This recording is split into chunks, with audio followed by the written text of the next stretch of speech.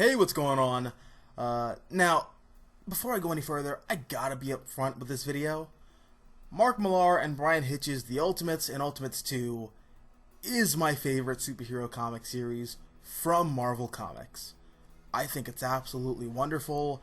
I think it's a brilliant deconstruction of the American superhero, while also serving some thick, spicy social-political commentary about the military-industrial complex, rampant American consumerism, and the George W. Bush administration in a post-9/11 America, with a side of boiling hot tea. But why am I making this video? Especially since I've already reviewed the series and gushed all over it like a white bitch riding her black boyfriend in front of her husband. Well, to be quite honest, I'm making this video sort of in defense of the Ultimates, because it really feels like in recent years there's been this massive backlash against the Ultimates and Ultimates 2, and really everything Mark Millar's ever written. And I mean, look, I get it. You know, we're in this new age, and we have this new way of thinking about comics and what superheroes should be in a post-Joss Whedon Avengers, post-CW/DC universe, post-Steven universe, if we're going to label that a superhero show, in which I would make the argument that it is, kind of world. Yeah, I get it. You know, in the same way that the sensibilities of comics readers in the late 80s and 90s rebelled against the wholesome, all-ages friendly storytelling that dominated superhero comics in the Silver and Bronze Age, we're seeing contemporary comic readers dust off and reclaim those comfy, cozy Silver Age and Bronze Age sensibilities in a vehement display of rebellion against the hardcore, edgy comic book storytelling sensibilities of the 80s, 90s, and early 2000s. And again, I get it. I really do. But, if I may, I think this new age way of thinking is just as dumb and regressive as the edgy revolution of the 90s. Because the problem with 80s and 90s comics is that they threw the baby out with the bathwater in regards to comic book storytelling. There's no fun in reading a lot of that stuff because it leaned too heavy into the realm of self-seriousness and left a legacy that's only really worth being parodied. Because the thing a lot of those creators didn't understand is that there was a lot of great content amongst the fluff, if you will. But in rejecting those older sensibilities, those really good stories were disregarded or written off because, superficially, they were just like all the other silly comics that were just out of fashion. But with modern comic sensibilities, you can almost say the exact same thing, but flip it to where it's the opposite. Things today are too comfy and too silly, and they're too lighthearted to the point where a lot of the times I just don't see a reason to take them seriously. All the while, anything remotely edgy or gritty, even on the surface, is tossed to the side for being try-hard. But over 4 minutes into this Ultimates video, let me actually get to the point.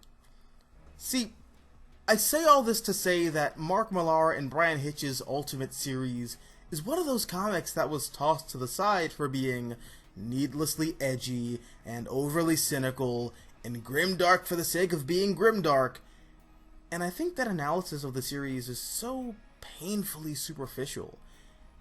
And if this is your position, then I think you're robbing yourself of a good reading experience by getting hung up on the storytelling and missing out on the story that's being told.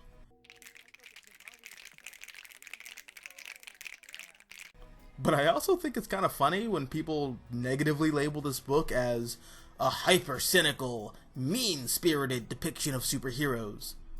Like, bitch, no duh. That's been Marvel Comics' mission statement since 1961, boo-boo, where you been? You know, like, it goes back to that age-old comparison between Marvel Comics and DC Comics, which I absolutely just cannot stand. You know the one. DC Comics are stories about gods trying to be humans, and Marvel Comics are stories about humans trying to be gods. On the surface of it all, Thor is a literal god, and Batman is a literal human. I'm sorry, but that explanation is just so dumb, and I've always hated it. The comparison that I much prefer is DC Comics are stories about the triumph of the human condition, while Marvel Comics are satirical critiques of American culture. I mean, it's not as flashy and doesn't roll off the tongue as well, but at least it's not a crock of shit like the other phrase is. Because while I'm sure, given modern sensibilities, Silver and Bronze Age Marvel Comics can come off as being just as hokey and silly as Silver and Bronze Age DC Comics, but if you take a second to use some historical perspective, you'd see that Marvel's comics were significantly edgier and more biting, while subverting the tropes established for American superheroes by older publishers, namely DC Comics. Because, say you're reading the Justice League, right? The Justice League see a problem, they valiantly deal with it, everyone thanks them, and then they fuck off, the end. But if you read the X-Men, well then, the X-Men see a problem, they valiantly deal with it, and everyone hates them for it, because, ew, what are they doing with their bodies? Wait, they're mutants? Gross! Let's build robots to murder these... What the fuck? Okay, I'm sorry. Let's build robots to murder these people that just saved our lives because they're different from us, and that's scary. In the 60s, Jack Kirby, Bill Everett, Steve Ditko, Joe Simon, Stan Lee, and a bunch of other creators in the Marvel bullpen were crafting stories that were pulling apart the shallow conventions of American culture and poking fun at racism, the military-industrial complex, and humanity's blind hubris in our attempts to play God. So really, if you think about it, The Ultimates is just Mark Millar and Brian Hitch taking those ideas, which Marvel Comics were founded on, and reimagining them for the 21st century.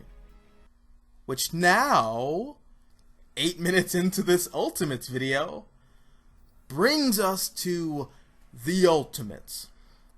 Now, The Ultimates, for those of you who don't know, takes place in a self-contained continuity known as the Ultimate Universe. It has nothing to do with the classic Marvel Universe. It exists on its own, over there, in the multiverse somewhere. It's kind of like the MCU, but, like, in comic form. And, to make a long story short, the Ultimate Universe exists because, in the late 90s, Marvel Comics went bankrupt, and a bunch of Hollywood producers stepped in to unsink the sinking ship, and one of those producers was a guy named Bill Jemas. And Bill Jemas had this idea where he wanted to reboot the Marvel Universe. And everyone told him that was a terrible idea, because that would piss off long-term comics readers. So in typical Hollywood fashion, he did it anyways. But he did it off to the side, to offer an alternative for comic book readers who wanted to read Marvel Comics, but didn't want to get caught up on, 40 years of continuity and lore. And the mission statement behind the Ultimate Universe is that it's the Marvel Universe, but now, in the current year of 2000. And the first two titles to really test the waters to see if this idea would work was Ultimate Spider-Man by Brian Michael Bendis and legendary Spider-Man artist Mark Bagley, and Ultimate X-Men by Mark Millar and Adam Kubert of the Kubert family comics royalty. And they were both critically and commercially really successful, and that's when we get the Ultimates. So, in my first video when talking about the Ultimates, I compared this to DC's Watchmen, and I want to take that back, because this is not like Watchmen at all. If anything, this is more akin to Frank Miller's Dark Knight Returns.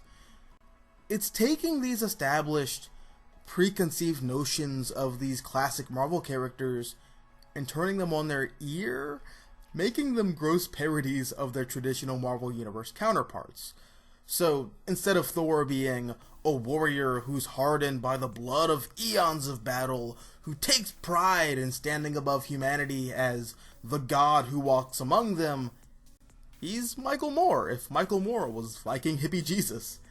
Because here, after the events of Ragnarok, Thor was reincarnated in a human vessel and was instructed by Odin to protect humanity from outside forces, as well as themselves.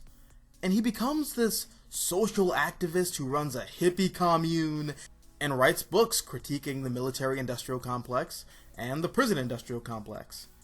Meanwhile, Captain America, instead of being a stalwart hero who's loyal to nothing but the American dream, Ultimate Captain America is an inflammatory jingoistic G.I. Joe who comes from an era where people actually believed in the United States government with all of their heart, and he has this character arc where he has to come to terms with the fact that the America that he's living in now is not the America that he was familiar with. Then again, was it ever? Because part of that arc is realizing that the America he fought for in 1945, in a lot of ways, became the oppressive Nazi Germany that he was fighting against in World War II. And there's also the Hulk, who, in this universe, isn't simply a rage monster. I mean, he was never simply a rage monster if you go read Peter David's Hulk, but that's the whole video in and of itself. Anyways, here, in the Ultimate Universe, the Hulk is all of Bruce Banner's deepest, darkest, most repressed emotions and sexual urges brought to the surface.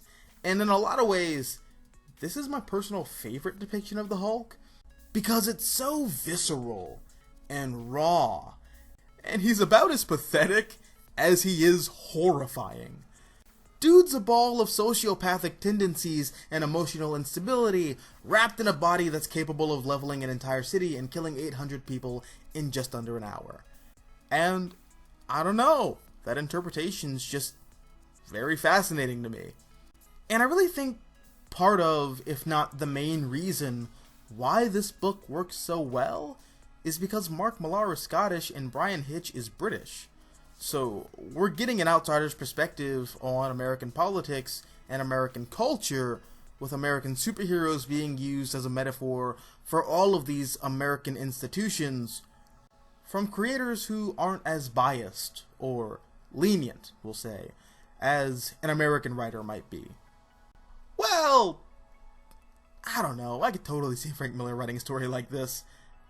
I mean, he kind of already did, but now I'm getting distracted. So, the premise for the Ultimates is fascinating, and it's something that only could have been told in 2003. So, in the real world, shortly after 9/11, America entered the War on Terror, which was really a bunch of disparate wars that tied together. I think... Dude, I was like 6. If I get anything wrong about this, just fact check me in the comments. But one of those conflicts was the Iraq War. And basically, the whole point of the Iraq War was that George W. Bush believed that Iraq was in possession of weapons of mass destruction and was a threat to national security. But you see, here's the thing.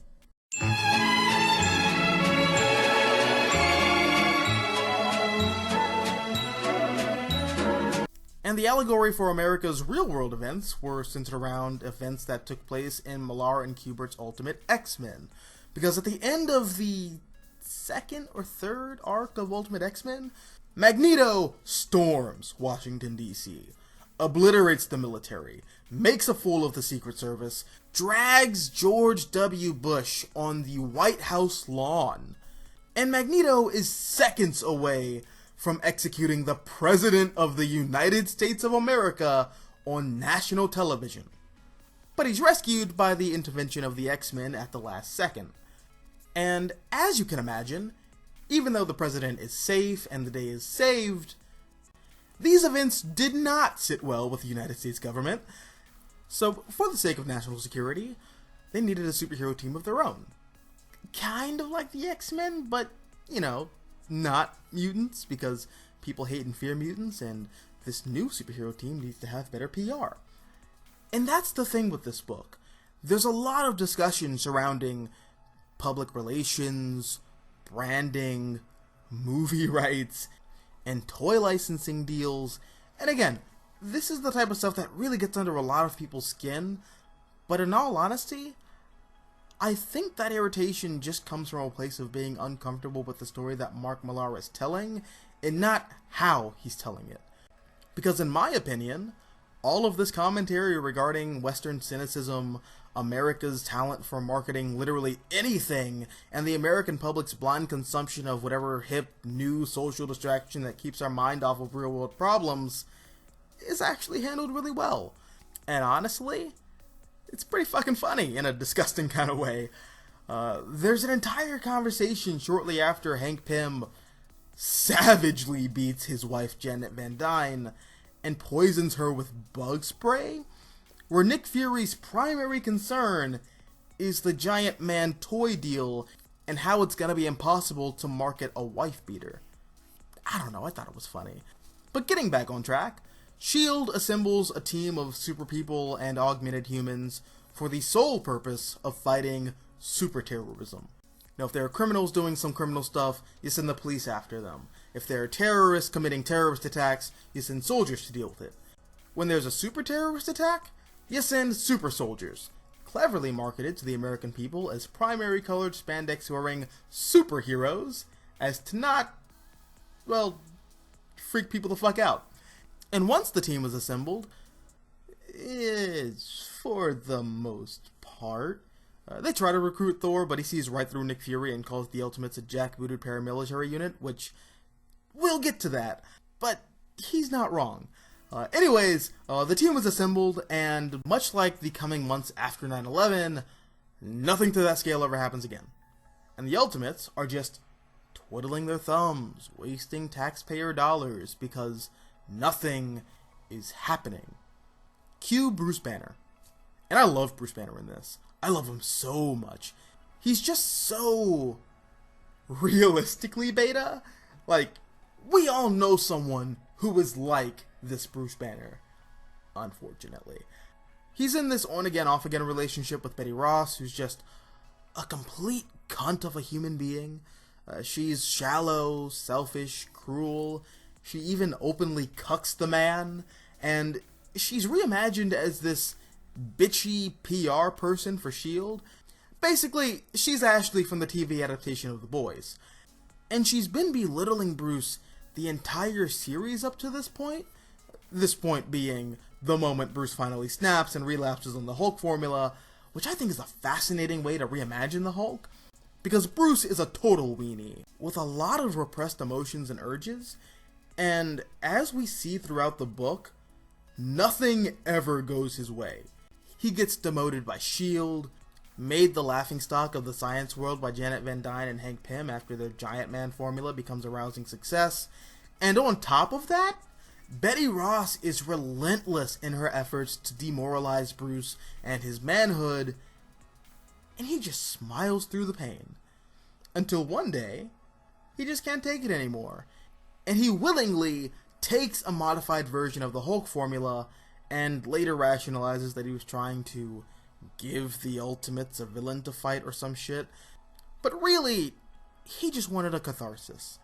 And as petty and stupid and pathetic as all of that is, I don't know, man, something about that really broke my heart, and I really felt for the man. And the Hulk fight is breathtaking. It's actually shorter than I remembered it being in my last read, but it's still really impressive. I think in the back of the book, either in Ultimates or Ultimates 2, there's a commentary where Brian Hitch talks about how he was really excited to take full advantage of cinematic storytelling. And you really feel that here. In fact, I think you can attribute a large part of the reason why superhero comics are so obsessed with feeling like movies, or more accurately most of the time, trying to feel like movies, to this comic. Because establishing shots, action sequences, talking scenes, and all that stuff has been in comics before. But just the way it's approached here feels so cinematic. You really feel like you're watching a movie play out before your eyes. In fact, I'd say that for the most part, this comic is paced like a movie. Or at the very least, a high-budget streaming service show. But yeah, wait, where was I? Oh, yeah, the Hulk. So yeah, the the Ultimates, sorry, that comes later. So the Ultimates beat up the Hulk, and something that I think is really fascinating is that as much of a beef brain as Mark Millar writes Captain America, he's still a tactical genius, but also he thinks like a soldier who's willing to trade lives to save the most amount of people. And I totally get why this version of Cap just isn't to the taste of most Captain America fans, but I really like the interpretation, and I think he's far more layered than people like to believe he is, especially with all of the Man Out of Time stuff that's done with him here. In fact, I'd go as far to say that Ultimates is the best Captain America Man Out of Time story that I've ever read. There's also a great epilogue where Tony Stark invites the Ultimates to his penthouse for dinner, and oh my god, I love this version of Tony Stark. He's basically Robert Downey Jr.'s Tony Stark, but in a weird way, he's far more approachable, but somehow has even less depth. But that's also the whole point. So Ultimate Tony, as revealed at the dinner scene, has a completely different pathos from any other version of Tony Stark that I've ever seen. This version of the character has an inoperable brain tumor, and the whole Iron Man thing is just him wanting to leave behind a legacy that's not just billionaire playboy, get drunk and stick my dick in the first thing that smells remotely like fish. And while he's a goofy, eccentric caricature most of the time, there are flashes of his true self every now and again. And more so in Ultimates too, but you get some of it here as well, where we see the real Tony Stark. And I think it's really interesting that the drinking, the partying, the womanizing, it's all just armor, for lack of a better word, to protect himself from feeling vulnerable. Also, just on a superficial level, I love the Iron Man armor here. I know that in a post-Marvel Cinematic Universe world, it's almost expected for the Iron Man armor to be this Swiss Army machine gun with lasers and nanobots, but here, the armor is clunky and big, and you really get a sense of its weight. I also love how Millar and Hitch were really thinking about the armor's design, because unlike a lot of the more classic Iron Man armors, this feels the most like a robotic suit of armor that's somewhat aerodynamic. He also needs a pit crew to take off his suit and put it back on, which is a really interesting choice. But again, it just adds to that more grounded take that Millar and Hitch were going for. But yeah, this is kind of where the first part of Ultimates Volume 1 ends. I mean, not really. There's actually a lot that happens at the end of Part 1 of Volume 1, specifically with Hank and Janet, but this video is getting rather lengthy. So what I'm going to do is I'm going to break up my review for the Ultimates and Ultimates 2 into 4 parts. Well, maybe 3 parts, because Ultimates 2 feels more like a complete piece and not 2 arcs, but we'll see how it all plays out. But yeah, I love this comic series, and honestly, it's really disheartening just how many people brush it off for being cynical for the sake of being cynical, because the cynicism serves a purpose. These characters are more layered than just asshole Watchmen wannabes. But we'll talk more about that in future videos. But yeah, those are my thoughts. What about you? What did you think of the Ultimates? Did you like it? Did you dislike it? Have you read it? If not, have I tickled your tubulars and got you somewhat interested in checking it out? Fucking Christ, that was disgusting. Let me know down below in the comment section. Also, if you like this video, hit the like button, share, support the channel. And if you want to see more content like this, all you have to do is subscribe. I'm the Mystical Green Beanie. Thanks for watching, and as always, until next time, adios, nachos, adios. Show me what you got.